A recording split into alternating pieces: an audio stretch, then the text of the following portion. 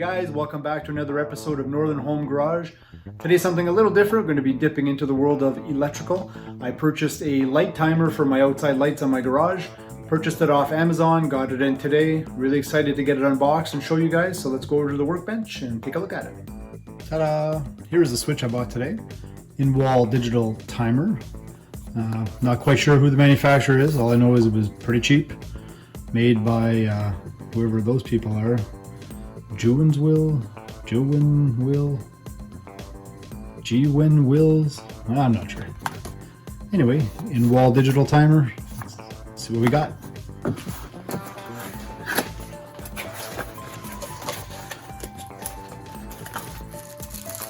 We have mark connectors.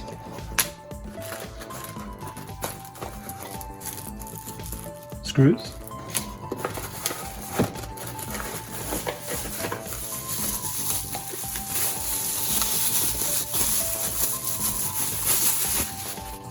The switch itself, oh look at that, it's already on. Must have a built-in battery of some type. Huh, interesting. Wall plate, which we will not be using, and you'll see why.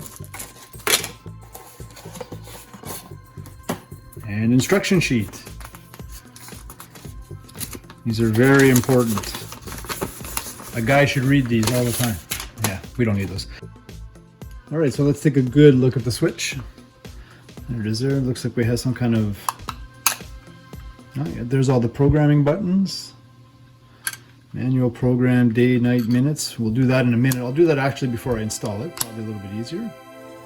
Looks like we have an on-off button to manually override. On the back here we have our green is for ground. We have our white is neutral. We have our black, which is our 120 AC in. So that would go into the switch. And then we have red for the load wire, which would be going to the lights. So the power comes in here, and this is what turns it on and off, and it sends the power to the lights on this side here. Yeah. Cool. Well, now that I've taken a good look at it, looks like I have everything I need. We're going to head over to the switch. I'm going to shut the power off, and we'll take it apart and we'll put it in.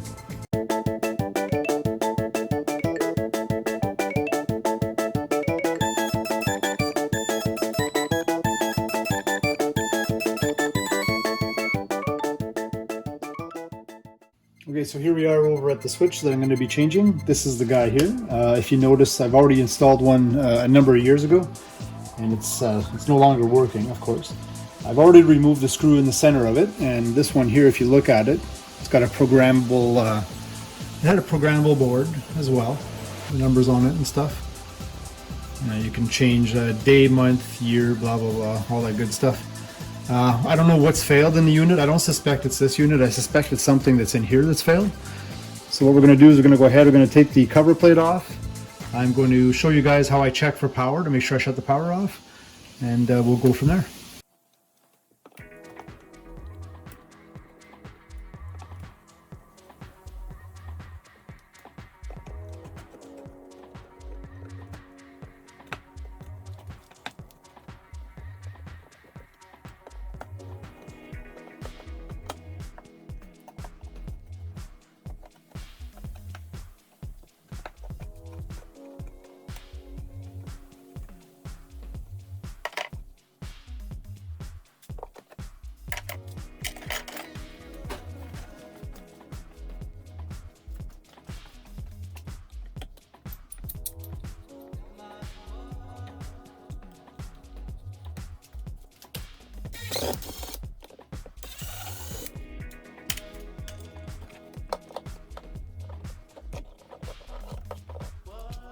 Okay, sorry I had to run away for a second there, guys. I'm back. Okay, so we've taken it off. Now, I notice that this switch does not appear to have a neutral wire. Looks like it's just power and in and out.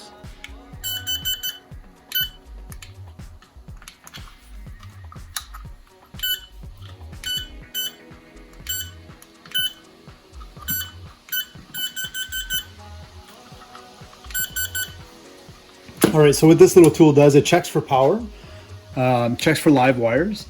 I'll leave the description in the comments below. It's a neat little tool. It's yeah, designed so you don't get electrocuted, to make sure you get the right breaker.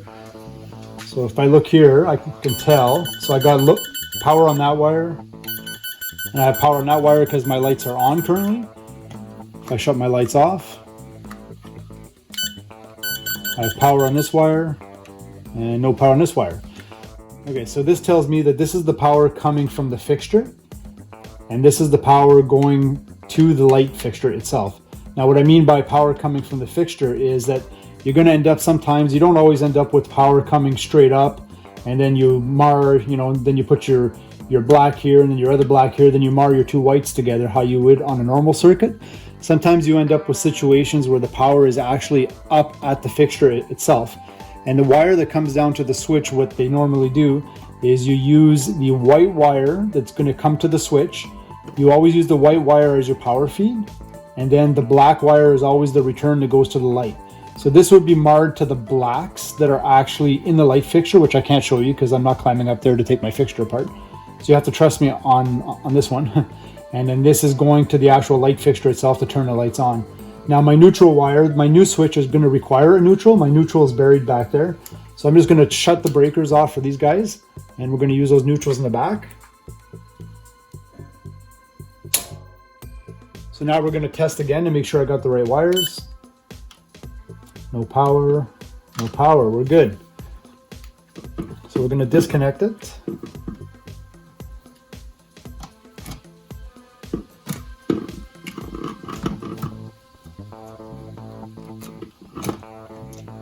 And there's the old switch. Nothing really nice to look at. Well, anyway, I'm just going to mar my power wire just to remind myself of which one it is. Now the neutral's back here. You know what? Just to gain access, a little better access to it, I'm just going to remove that switch.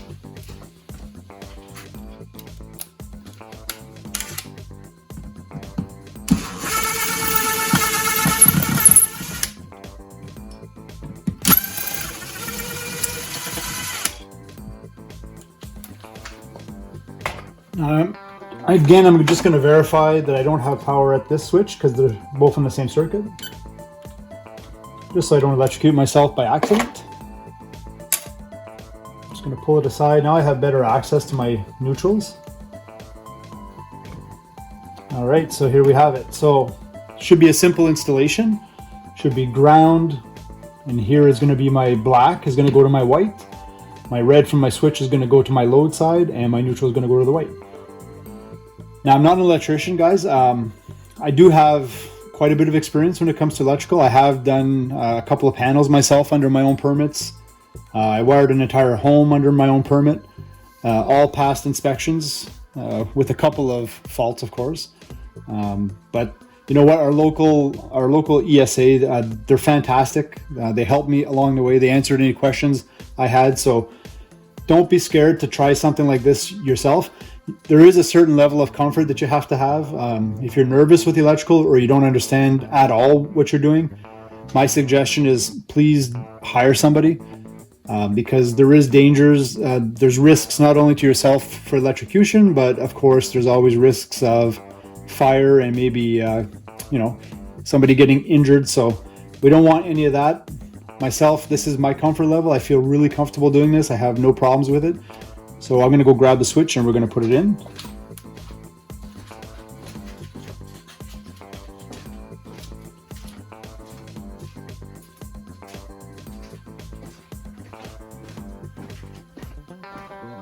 Oh, what did I do with the goddamn switch?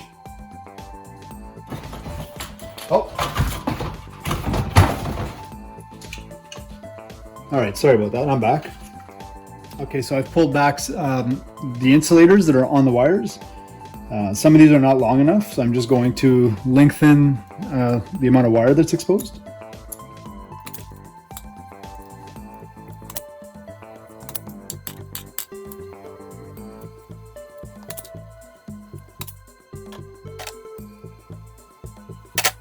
Just going to wrap them nice and tight with my fingers. I was going to use my pliers, but not necessary.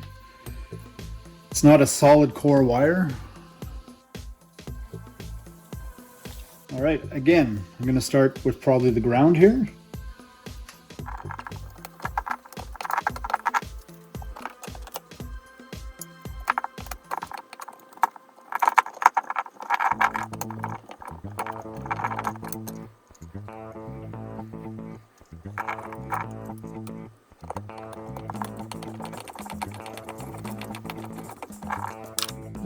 All right, my ground is secured nicely. Next, we're going to remove the moret for the neutral side.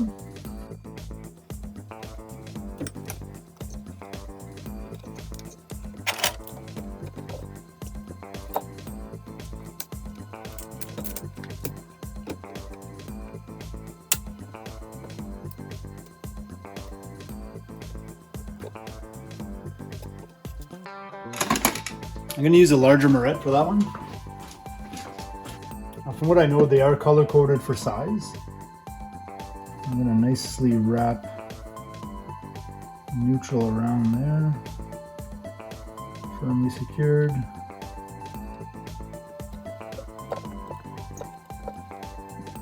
Give it a little tug. Oops. Tug, make sure everything's good. All right, we're good there. Next, I'm going to move on to the load side.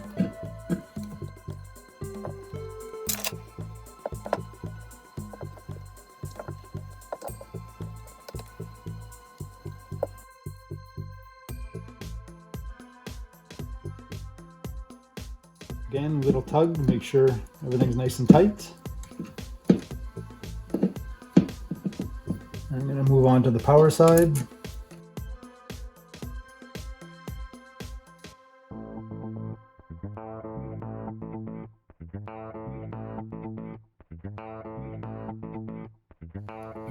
Give it a little tug, make sure they're nice and tight. Always making sure that there's no bare wire exposed. Bare wire always has to be up inside of the cap, and just make sure you have insulator coming out of it.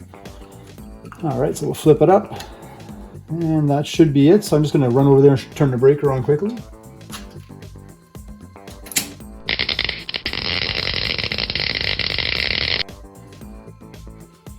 All right, breaker's on. So if I look right now, my lights are on outside, and now they're off. Lights are on, lights are off. All right, so it looks like we were successful here. I'll just swing the camera over there so you guys can see. If we look outside, see that light over there? Look, off, on, off, on, off. All right. So now what we're going to do is we're going to shut the breaker off, push everything back inside of the box, put the plate back on, and then we're going to do the programming.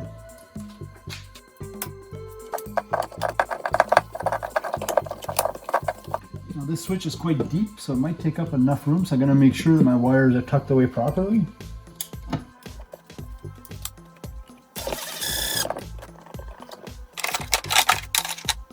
We're also making sure that when we're screwing these in, that there's no wires in behind, pinched in between the light switch and the box. That would not be a good thing.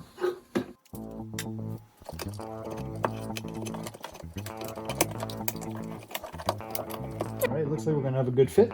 I'm not pushing, I'm not squishing.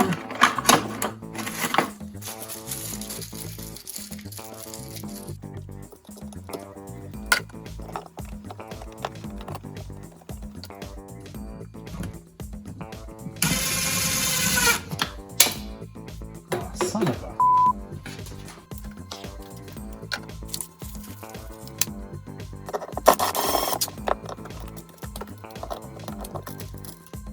I wonder about the people who make screws and why.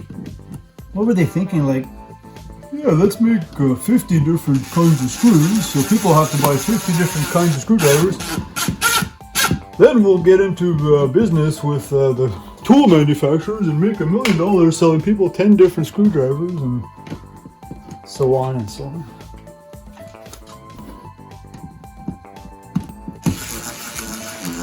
All right, now I don't tighten my switches super tight. I always notice there's a little bit of play left in them. All of them are like that. And the reason for that, this one is actually really loose. leaving a little side-to-side play. Oh yeah, that's a different screw again. And of course. Why is there 3 different ones? Like, I don't understand.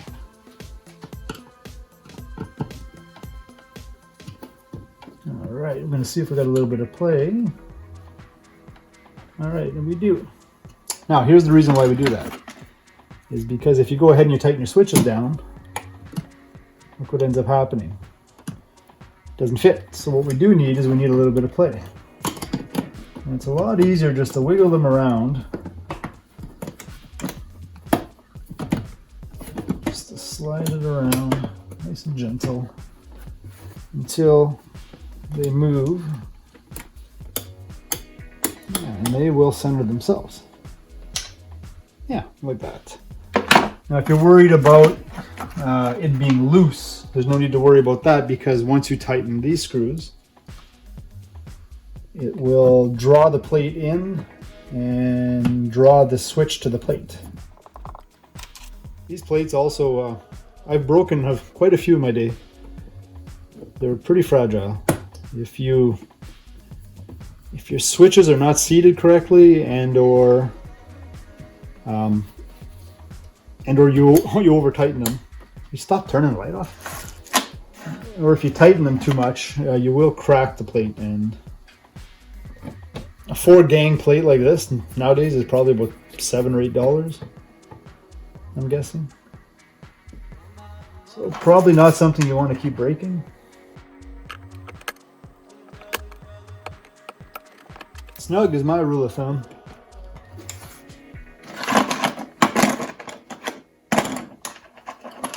I also like to put all my screws up, my screw slots all one way. Something I was taught by a friend of mine many years ago. Just a little bit of pride in your work. And I guess if these weren't so rusty and the paint falling off them, it would be more aesthetically pleasing as well, I suppose.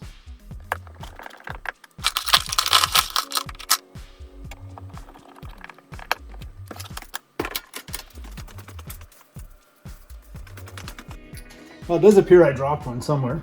I won't bore you guys with me trying to look for that. So there's the switch installation. We know it works. I got my on and my off, so we're good there. Now what we need to do is we just want to verify. I panicked for a second, my breaker wasn't on. All right, so on, off, we're all good. Hey, the programming for this thing was really easy.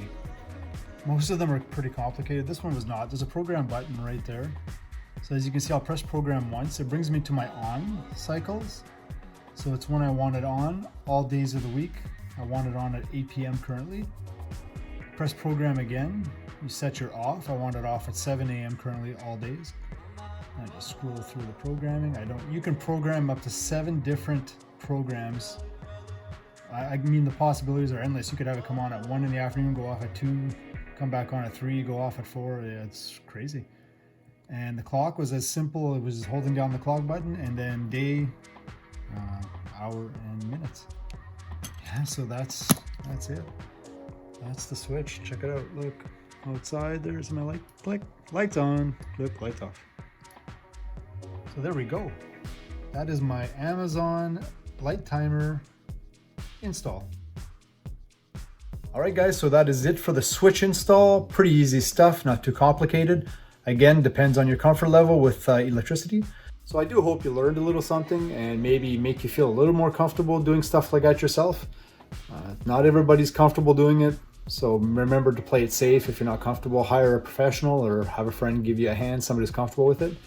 As I mentioned, I'm going to leave the description for the little power checking tool, this guy right here. I'll leave the description down below. Like I said, I got a Canadian Tire, so my friends in the US, you might have other options down there. I'm sure you can find something like this. Shouldn't be too difficult. I will also leave a link for the wire cutters. These wire strippers are fantastic. I bought these on Amazon. I'll leave the link down below for those, as well as the switch that I purchased. So if any of this interests you, by all means, go ahead. Please, guys, don't forget, you got to click the subscribe button if you're watching this video on YouTube. Got to click the little notifications button to get all the notifications for my newest videos coming up. And thank you very much for watching, and we'll talk to you guys soon.